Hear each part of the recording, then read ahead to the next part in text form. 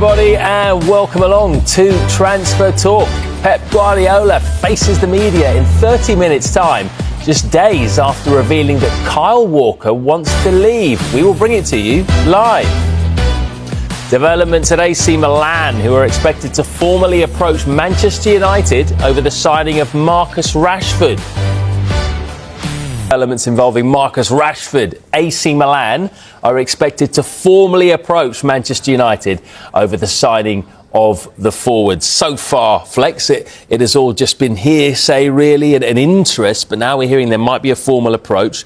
When you look at all the options that we've heard in terms of interest, a bit from Italy, Como potentially interested, Dortmund have shown interest, West Ham in the Premier League. When you look at all those options, is this starting to look the likeliest and best fit for everyone? Yeah, I think so. In my opinion, when I've started to look at some of the clubs that have been involved in potentially signing Marcus Rashford on loan in this window, AC Milan was the one that stood out to me as a fan and sort of looking at it from an economical perspective as well.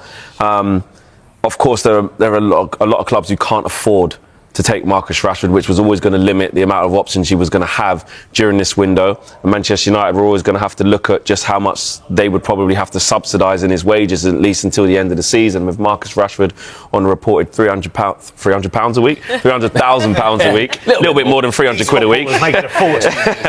But the way he's been playing, you know, but £300,000 a week, yes. There's not many clubs who can subsidise that, and Manchester United would have to fork out probably at least, as a minimum, half of that. And AC Milan, I think, are one of the teams, I mean, Kev can enlighten us more, who probably could. I know that Alvaro Morata is their top earner, around £160,000 a week or euros a week. So that would probably work out for them. And in terms of the stature of the club and the project, I saw some quotes from Zlatan Ibrahimovic saying, you know, we don't need to convince players to come here. Everybody wants to come to Milan, but obviously he's got his role there. But they are a huge club. And, you know, you look at Tomori there, you look at Ruben Loftus-Cheek there, Tammy Abraham's there, some English lads there that Rashford could, you know, get acquainted with and get his feet under the carpet. And some really good players there. So I think that could work for Rashford. I'm glad you mentioned those English players, so that brings me neatly onto my next question.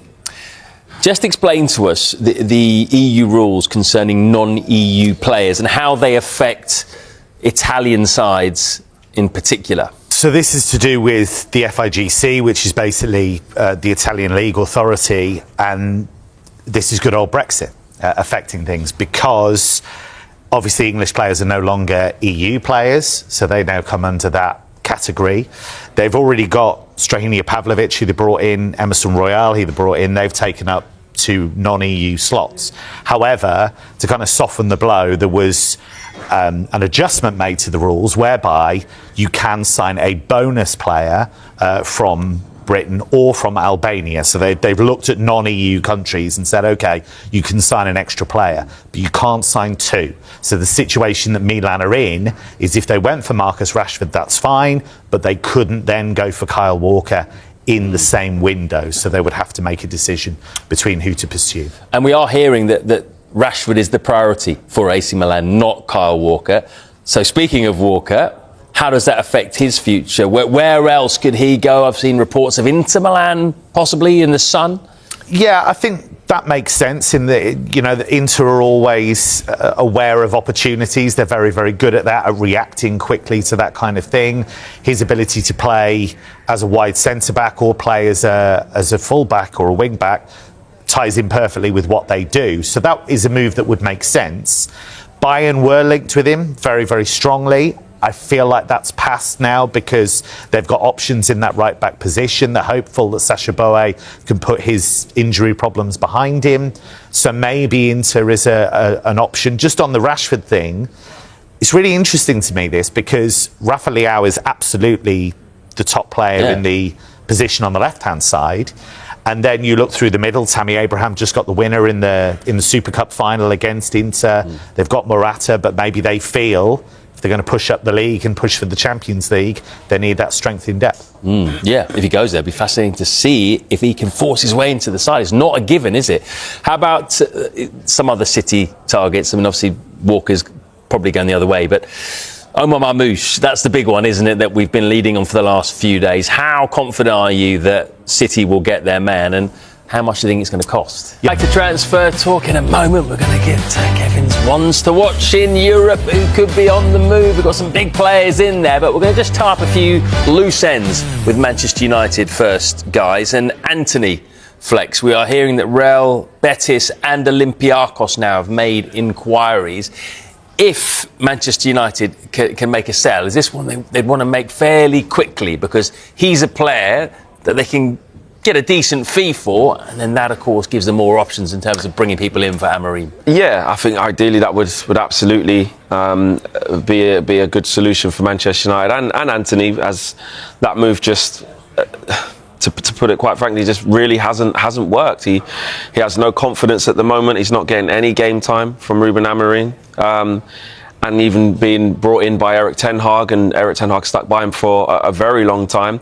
He ended up losing his place even under Erik ten Hag, so he's had a really tough time at Manchester United.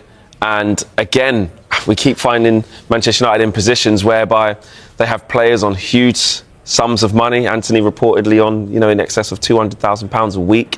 Again, in Europe, in January, it's very difficult to secure permanent moves, or again, without Manchester United subsidising a large part of that. But I think Ruben Amorim has made it clear that Anthony's probably not going to be in his immediate plans, and I think if the right offer comes in for Anthony that suits both the player and the club, I'm almost certain that Manchester United would accept it. Yeah, we heard about the Olympiacos interest a few days ago, actually, but what about Real Betis? Why do they want Anthony? Well, I'd be surprised if they could do anything permanent. I think it would probably have to be a loan and probably, as Flex suggests, probably subsidised to some extent. But they're not scoring enough goals for a start. And I think there is a vacancy on the right-hand side of that team. Pablo Fornals, the former West Ham player, has played a lot of games in that position, hasn't maybe been as consistent as they'd have liked him to be. And I think he is the kind of dynamic player that can make a difference. I know people will laugh at that because they'll say he hasn't made an impact at all at Manchester United. But you take it back to the guy that didn't just play really well in the Eredivisie for Ajax, but also in the Champions League. I think that was the reason many people, including myself, thought this would work, because he'd done it at a higher level in the Champions League. So for Betis, if they could bring him in on loan, give them a boost, get a few more goals in, creative-wise, I think that would help.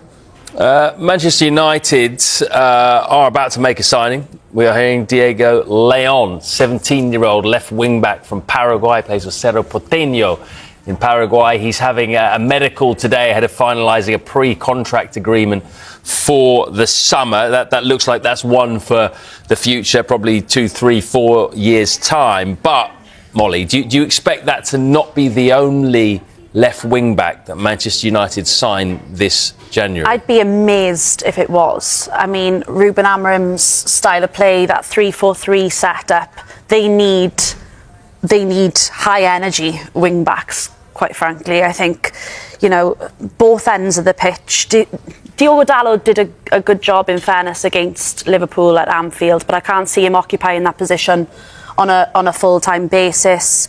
Ahmad will return to right wing back on a longer term basis as well. So I think creativity on the left is badly needed, and that's not going to be satisfied for Ruben Amorim in just one player. Yeah, there's possible interest in Nuno Mendes from PSG as well. So anything happens there, we will let you know. Right, in terms of players from Europe who could be on the move, Mr. Hatchard has picked out a few names for us. Let's go through them then. One of the biggest names, Kavica Kvaratskhelia. What an exciting player he is. The noises seem to be that he might be going to stay. We'll also be live to Old Trafford, where Manchester United have a decision to make on Marcus Rashford's future. And we'll have news on Joshua Zirkzee, who could also be on the move. Welcome back to Transfer Talk. We've had some fairly interesting stories regarding Manchester United in the last half an hour or so. Let's get live to Old Trafford right now to speak to our senior reporter, Melissa Reddy, who very much has her ear to the ground in Manchester United in terms of the team there. First of all, Melissa, obviously the question is Marcus Rashford. How will this month play out? Do you think that he will be at the club come February the 3rd? The ideal situation would be if Marcus Rashford lands a permanent transfer somewhere. The player has said he's open to a move. It's quite clear that Ruben Amorim hasn't seen what he wants from Rashford on the pitch or off it, and Manchester United are in a sell to buy position, so that would work across all fronts. However, that solution is very far off given the financial parameters involved in doing such a deal. Now, colleagues from Sky Italy are reporting that Milan, they're having discussions whether a loan move would be possible and plausible for Rashford, but that would largely depend on how much of his salary United would still cover. Now, given the fact that Rafael Leao is set to return from injury and he's stationed on Rashford's favoured left side, it's not concrete that Milan will turn what is currently a consideration into actual action. But in terms of Rashford, it's quite clear that it's not working out for him as things stand. It would be in his best interest to move away. How that works, either on a temporary basis or on a long-term situation, is going to require a lot of contorting from United's end. You mentioned sell to buy there. So if Rashford goes, or if he departs even on loan, will Ruben Amorim then be able to buy? That's part of the reason why a permanent transfer would be so good for Manchester United, because as an academy product, Marcus Rashford would be banked as pure profit and they could reinvest all the funds of the sale back into the team. Now, if a loan move is secured and a large portion of his wages is taken off the books, that would also be quite helpful. What was interesting was to hear how Ruben Amorim actually switched his tone about the transfer window last week. On Monday, he was telling us there's no point looking at the window for solutions for Manchester United given their position of needing to sell to buy. But by Friday, he was saying to us that United do have their eyes open in the market and they will try to do something. Now, he didn't want to give away which positions the club are looking at, but we know that wing back, and specifically on the left side, that is a priority area for them to solve. I mentioned Nuno Mendes from PSG last week, that the club really like him. What I'm also told is there's a need to inject a directness into the squad, more aggression through a more dynamic profile. So somebody who gives you technical quality and speed, strength in the duels, specifically in that midfield area. So I think United are trying to see how they maneuver what is going to be quite a constricted market with their limited funds. They're trying to do something clever and something helpful for Ruben Amorim. Okay, then what about other outgoings then, potentially? We mentioned Joshua Zirkzee before we got into you. Yeah, Juventus, they're interested in taking Joshua Zirkzee on loan, but neither the player nor the club have engaged with that interest at all. I'm told that Zirkzee wants to stay and fight for his place at United, that Amorim's been happy with him. The way he conducts himself around the place is really good, hugely professional.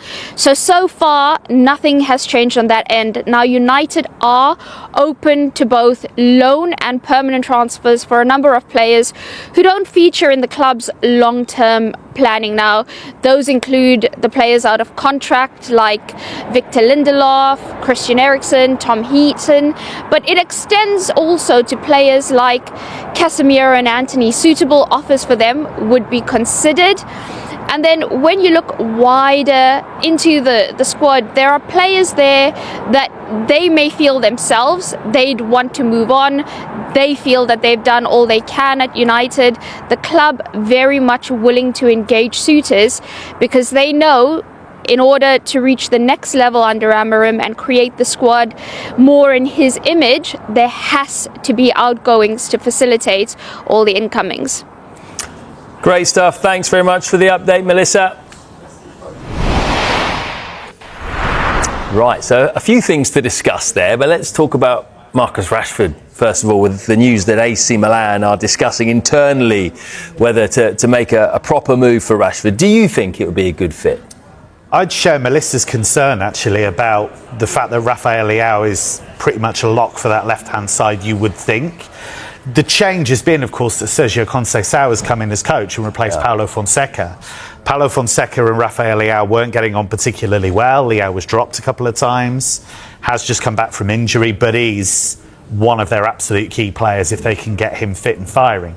So where does Rashford then fit? Do they need him through the middle? Well, they've got some quality through the middle already. So I can see why they've looked to add him as part of the squad, but would he be a lock for the first team? No. So does that suit him? Then there's the financial implication as well. I think Napoli have been linked with him. Antonio Conte believed to be driving that because he wants options, because they're very much in the title race, Napoli. They went top recently again. They're up against Atalanta, they're up against Inter. And Conte, we've seen him bring in Scott McTominay to great effect. He was brilliant recently. They won 3-0 at Fiorentina. He scored, got man of the match. He's been exceptional. So there's a link there, of course. McTominay could say, how well it's going in Naples. So I think there'll be interest in him, but the finance is a big deal. And is he prepared to fight for a place wherever he goes and not be an automatic first 11 player? There's a lot of interesting stuff that we've heard about Man United in the last few minutes. For example, Antony is apparently attracting interest from clubs in Greece and Spain, and also that Joshua Zirkzee, as we heard there, Juventus are interested in taking him on loan. So are a number of other Italian clubs and possibly even some Premier League clubs. What do you make of all of that, Flex? I mean, he's only been there for a handful of months. He hasn't really been able to show what he can do. What's your reaction to that news? Yeah, it's been a really difficult start to life at Manchester United for Joshua Zirkzee. I think we can all see that and acknowledge that. He will acknowledge that as well. He's coming into a new league, into a team that has been massively struggling and has changed managers very, very quickly as well. He's bought for one system under one manager. Ruben Amorim comes in after a few months and has a completely different set of ideologies that he wants the players to take to. And Joshua Zirkzee hadn't even got comfortable in Erik ten Hag's system, or lack of at the time. So it's been really, really difficult for him.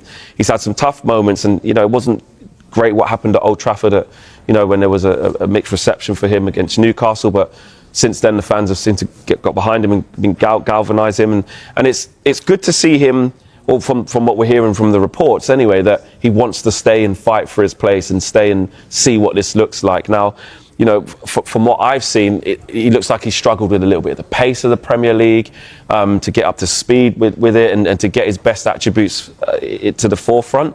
But Manchester United, look at the team. The team's been ever-changing. The team has been absolutely, in a terrible bit of form where nobody's looked good. So I also think that Ineos are quite ruthless as well, though. And if the right offer came in on a permanent, maybe financially they would want to maybe get Ruben Amorim something that maybe suits his system more. However, if Ruben Amorim's happy to have him and it's very, very early on, I think you need to give him at least a full season from here on out anyway to see how that pans out. So I'm a little bit surprised to hear that it could have been a move, but I'm not surprised to hear that it's in Serie A. We've done so well at Bologna. Yeah. Really, really, really well tipped to come here and do well in the Premier League. Hasn't happened. So to hear the host of Italian teams interested in him, I'm not surprised. Yeah, so just to reiterate, Juventus are interested in signing Joshua Zirkzee on loan. Inter Napoli, AC Milan also interested, and some Premier League clubs. However, we should stress that Zirkzee has no interest in leaving. He loves the club. He's determined to prove himself in the Premier League. So we'll keep you updated on that one.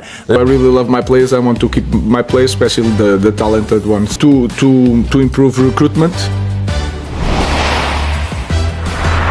Yeah, plenty happening, but we start with Marcus Rashford. AC Milan have indicated they would make Rashford a key player if he was to join, and they seem to be the front runners for now. Here's what their manager Sergio Conceição has said today when asked directly about the Manchester United forward.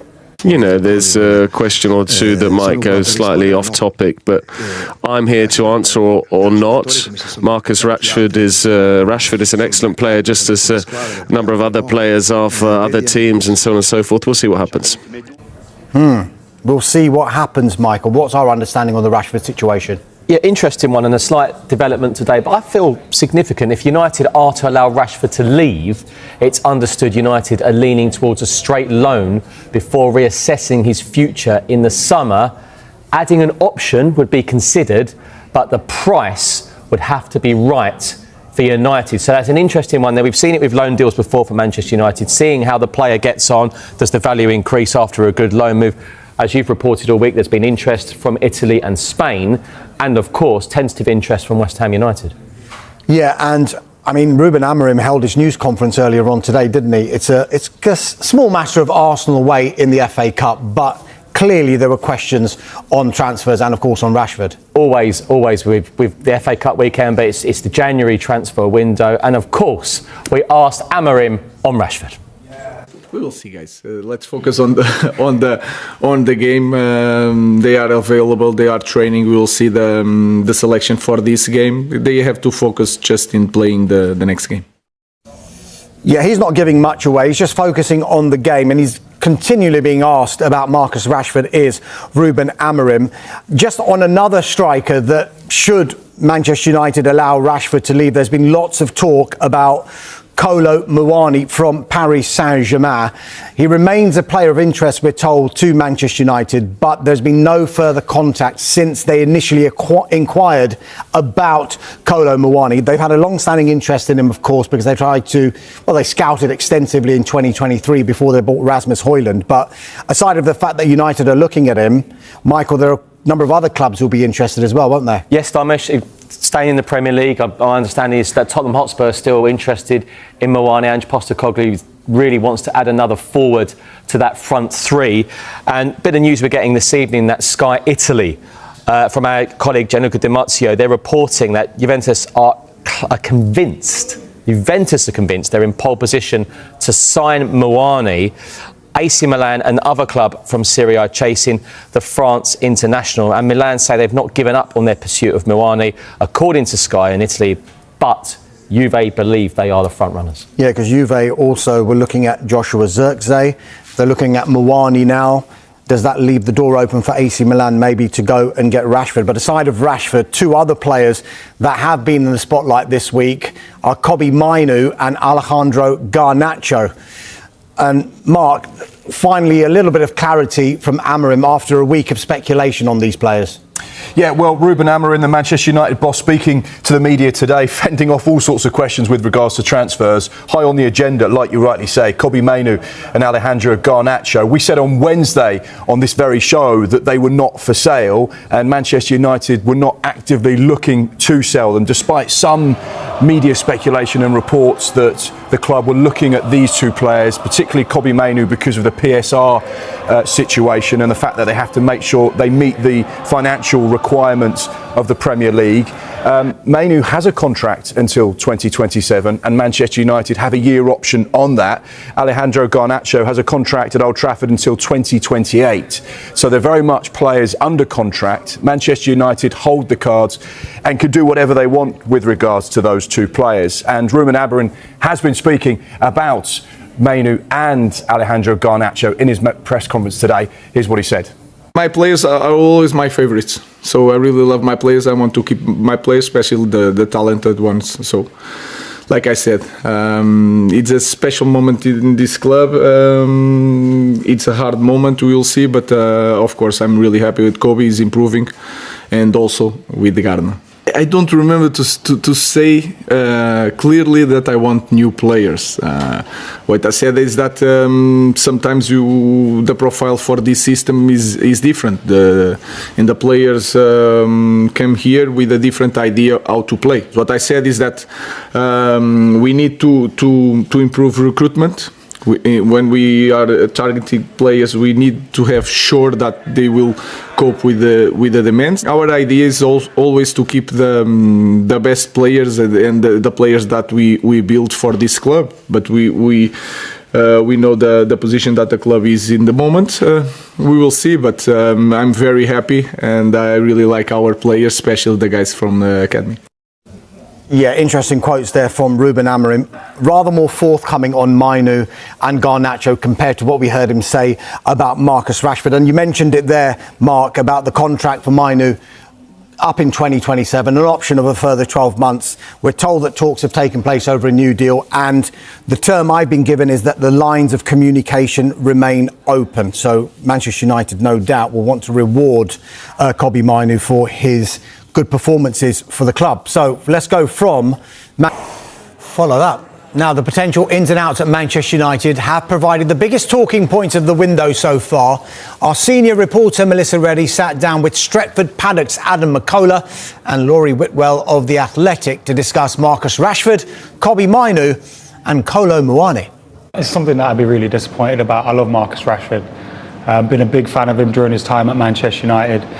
Obviously being an academy boy as well. I didn't ever think we'd see him in another shirt apart from a Manchester United shirt. I think he's 13th in the all-time scorers chart for United, which at 27 is pretty remarkable. That being said, I still come down on the point of you've got to have your own responsibility in all this. Clearly Ruben Amorim's come in and has made a pretty quick decision about what he's seeing on the training pitches and then what he is being told away from the pitch. Kobbie Mainoo, Alejandro Garnacho. United aren't going to sell them. I think they'd be riots at Old Trafford if they tried to sell Kobbie Mainoo. It feels like something where the club are maybe trying to get into a position where we're not just going to be giving out contracts. So if you want to be here, kind of A, have to earn your contract, and B, like, try and fight for your position to be here. You sell Kobbie Mainoo, try and replace him now. Yeah. How much money is that going to take? Because you're going to have to give out a big contract and you're going to have to give out a big transfer fee. In that equation. Like, you're not going to be able to replace him with someone as good as him. And they've made inquiries over Randall Kolo Muani, who we'll all remember from the summer of 2023. He was on their shortlist along with Rasmus Højlund, who they eventually got. They were crying out for a centre forward. You know, I mean, Erik ten Hag wanted an established one. He wanted Harry Kane, basically. United couldn't afford it. If it's a short-term loan and it's to counter the fact if Rashford goes, but here you've got a player that ideally wants to be at United and can have more synergy with the manager, then I think that's a fine temporary solution. I suppose it's not ideal if you're kind of going long term, like more significantly for players that you kind of discounted almost a couple of years prior.